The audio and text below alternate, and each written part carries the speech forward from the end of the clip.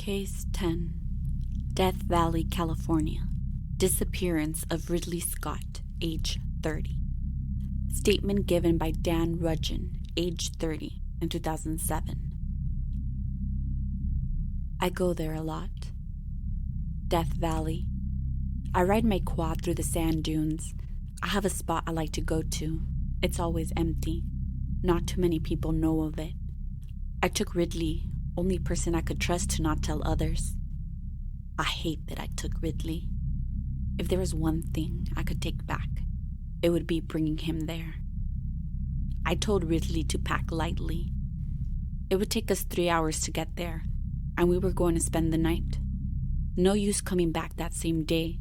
It would give us too little time in the dunes. The air was dry. The sun was beating down on us, reflecting against the sand, making it so damn hot. But up in the quad, going as fast as we were going, we could not feel the heat, only the wind blowing in our faces and the rumble below us. Occasionally, the damn quad would burn the back of my foot, but it was bearable. I had my glasses on so that the sand wouldn't go in my eyes. I started racing Ridley, telling him he would not be able to catch me, acting dumb and all. I took a turn, hitting the ground hard, and suddenly I was falling. Not off the quad, just falling. I felt like I was on a roller coaster taking a steep dive. My stomach turned. I screamed and everything went black. I started hearing my name being called. That was what made me come to. Ridley. He was yelling my name. It sounded far away. I was in the dark and I wanted to yell back, but I couldn't. My head hurt, my side, my arm. Ridley kept screaming my name over and over again. I opened my eyes. I realized my eyes had been closed the whole time. The ground was hard, like packed dirt and stones. I had fallen into a shaft. A small ray of light fell over me. The hole I had fallen through was letting in a bit of sun. I tried to yell. My voice barely sounded in my ear. I could taste blood in my mouth. I swallowed, finally getting enough air to yell back. "Thank God," I heard Ridley yell back. "Can you move? Are you hurt?" I checked, and even though my body hurt, I could tell it wasn't serious. "I'm okay," I yelled back. Ridley told me he was going to go and get help.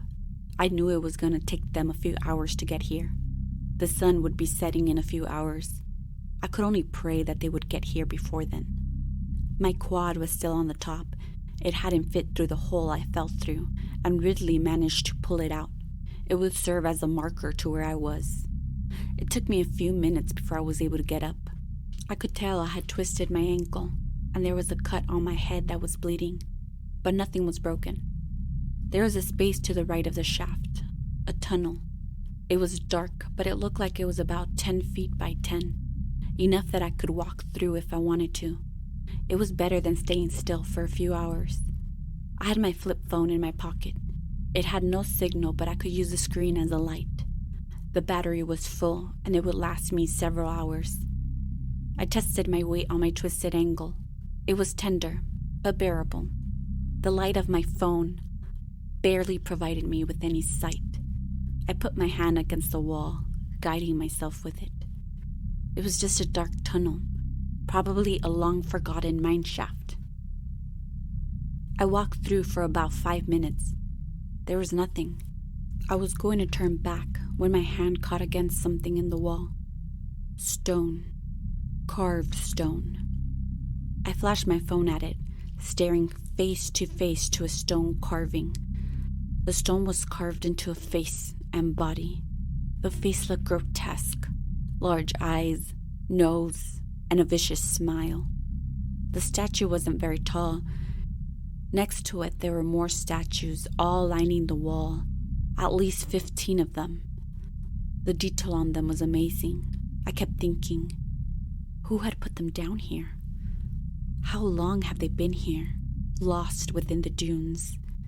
They might have been worth a fortune. I couldn't wait for Ridley to come.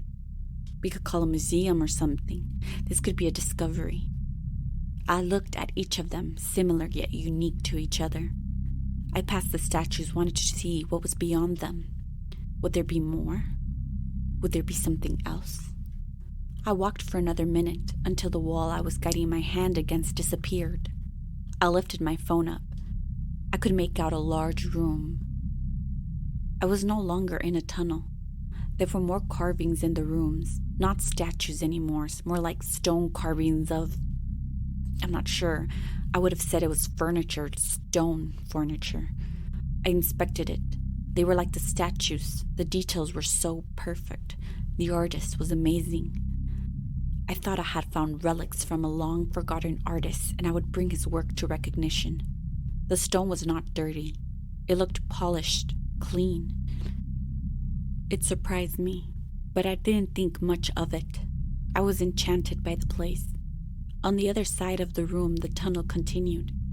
I went through it, figuring I had time to kill. The tunnel led to another room, similar to the one I had come from. I started to think that it was a house, or maybe even a palace. Yes, the place was huge. It had to be a palace, one that had been long lost, covered in the endless sand. And I had found it. The tunnels and the rooms were endless. Almost an hour had gone by. I needed to head back. I raced through the tunnels, passing the statues, and found myself back in the pit I had fallen through. I waited another hour, watching as the light coming through the hole was lowering. The sun was starting to set. If it got dark, they would postpone the rescue until the morning. I really did not want to spend the night here. As the last rays of sunlight shined through the hole, my hope plummeted. I tried to make myself as comfortable as possible, but with the sun gone, the night had gotten cold. I was dressed for hot weather, and I was freezing. I wasn't going to be able to sleep. I waited for over an hour, clinging to the last shred of hope that someone would come tonight before I decided that I needed to go into the tunnels. It would be warmer than staying over the open hole. My phone had low battery, and I needed it for my alarm. I had to wake up early and go back to the pit before the rescue group. I would not be using the screen light this time around. I would feel my way through the tunnel. I was hoping to make it to the room I had found. I placed my right hand against the tunnel wall and walked through. It was still cold, but not as cold as the exposed hole. I could feel the dirt wall beneath my hands. I would feel the statues soon, and then the room. I was clutching the wall, and then suddenly my hand clutched around air. I was in the room. The tunnel walls had opened up into the room, but it couldn't be. I had not felt the statues yet. I opened my flip phone, shining the screen around the room. The sculptured furniture, exactly how it was a few hours ago. I couldn't have missed the statues, and yet somehow I did. It was killing me. I walked back through the tunnel, my hand against the wall, my phone in my other hand, the screen on. I walked and walked until I was back in the pit I had fallen through. I had walked twice through the tunnels, and the statues were gone. Someone had taken them. I wasn't alone down here, and that thought scared me more than anything. I tried to climb out of the hole, even though I knew it was impossible. I clutched at the rocks and sand blindly, sliding off after a few feet, only to keep trying it again. I fell on my back after my fifth time trying to climb, the air rushing out of me. I wheezed. I could see the stars in the night sky. A little white puff formed outside of my mouth every time I exhaled. The cold was uncomfortable, but I would not go back into the tunnels.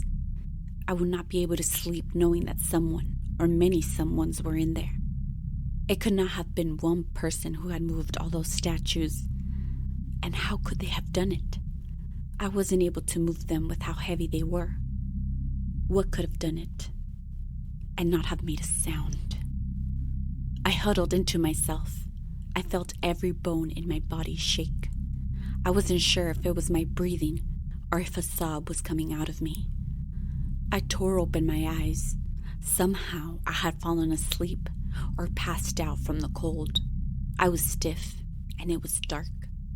I could no longer see the stars above me. I was back in the room. I didn't know how I had gotten back there. It was too dark. I could feel my phone in my pocket, but I was too afraid to take it out and shine the light. I started to hear clunking coming from the tunnels, heavy footsteps growing louder and louder. I couldn't move. The clunking footsteps stopped, and they were so close. I could feel their stare. Their presence was strong. I turned my head towards them. I could see their big eyes shining. They were standing in a line, one behind the other. I could only see as far back as 3 pairs of eyes. There's probably more. They weren't tall, maybe 4 feet. My voice was hoarse, but I managed to say, "What do you want?" They didn't answer. Their big eyes just looked at me. I was shaking more now, the cold and the fear intermingling. "I'm sorry," I told them. "I fell through the hole. I just want to get out. I'm stuck." They didn't answer, though I could hear thick voices talking in an unknown language. They started walking towards me. I crawled backwards trying to get away from them when I backed up into a thick body. I recoiled from it, but I was pinned down by many hands. The thick voices were arguing amongst themselves. I struggled in their hands, and I felt large teeth pierce my leg. I yelled out as a small chunk of my leg was torn out of me. I heard it spit it out with a sound of disgust. Blood ran down my leg. I felt tongues lap up the blood and more sounds of disgust as they spit it out. The voices started arguing again. Fingers jabbed me in my stomach and face. One of them pried open my mouth and ran their fingers across my teeth. A light shined from one of them, and I realized they had taken my phone and opened it to the screen. The dim light reflected on its face, and I saw the grotesque face of the statue. Only it wasn't stone anymore. The hands pressing me down finally let me go as they crowded around the creature with my phone. I clutched my leg as the bitter pain rocked me. I tried to crawl away, but as soon as I tried, one of them would growl something at me, and even though I could not understand, I knew it meant, "Don't move." I heard more movement from the tunnels behind me, and more figures came forward. The others spoke in their strange language, discussing with the statues who had been with me. I had gotten used to the dark enough that I was able to make out their shape. The new statues were pointing at me. One of them bent downward and took my hand in his. Small hands that pulled my fingers into his mouth and bit off one of my fingers.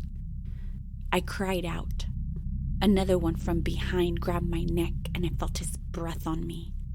The one with his finger in my mouth spit out the chewed up finger. He told something to the statue lingering by my neck, and they both pulled away from me. They sounded like if they were mad at me for not being delicious. Pretty soon, all the statues had crowded around the one with my phone. They were distracted, amazed by the piece of technology in their hands.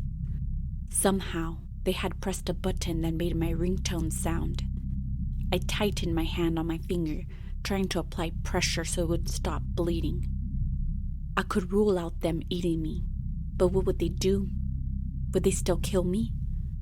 I don't know how much time passed, but eventually they left the room, some going through the tunnel that would lead to the hole I fell through. The others to the tunnel behind me. No one had paid any more attention to me. I'm not sure how long I sat there, but eventually I knew I had to get up. Otherwise, I would die there. I walked through the tunnel, my hands against the wall. I jumped when I felt the statues against the wall. They were made out of stone again. They didn't move, not even when I touched them. I passed them all, one by one, until I was back in the pit. The sun was out. It was morning. I sat in the hole and waited. The rescue team found me about 2 hours later. I didn't see Ridley. I don't think I asked for him until I got to the hospital. They told me that he had gone back to where I had fallen so that he could keep me company through the night. He had packed up some blankets and had a plan to throw some to me through the hole. He knew I wasn't dressed for the cold. Ridley was a good friend, and no one saw him again. He had disappeared, lost in the dunes, or maybe fell in through one of the horrible holes. They didn't find him or his quad. My quad was not on the top of the hole either. The rescue team told me it was a miracle they had found the hole I fell through. I didn't go back to the dunes. I couldn't. I was scared. Ridley went back for me, and it cost him his life. I would not make that same mistake. End of statement. Rescue teams searched for Ridley Scott for almost 2 weeks until they called off the search. Neither Ridley's or Dan's quad were found. Dan spent a week in the hospital. He had a twisted ankle, bite marks and bruises on his body, along with a missing finger, and a chunk of his leg was torn off. The bite marks did not match any known animal. Detective Padilla noted that items in the tune tend to go missing. Turn your back on something and you might never see it again. Same goes for people.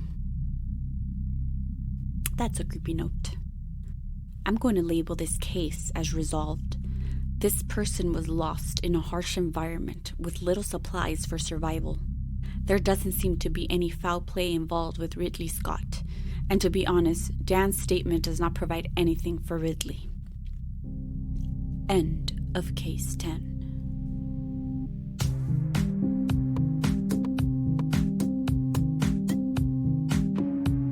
Forgotten Creatures, a weekly horror podcast by Dark Nymph Productions, available on all podcast providers. For more information, follow us on Instagram and Facebook at Forgotten Creatures Podcast. Rate and subscribe to the podcast, as this helps us grow. If you enjoyed this podcast, let us know and tell your friends.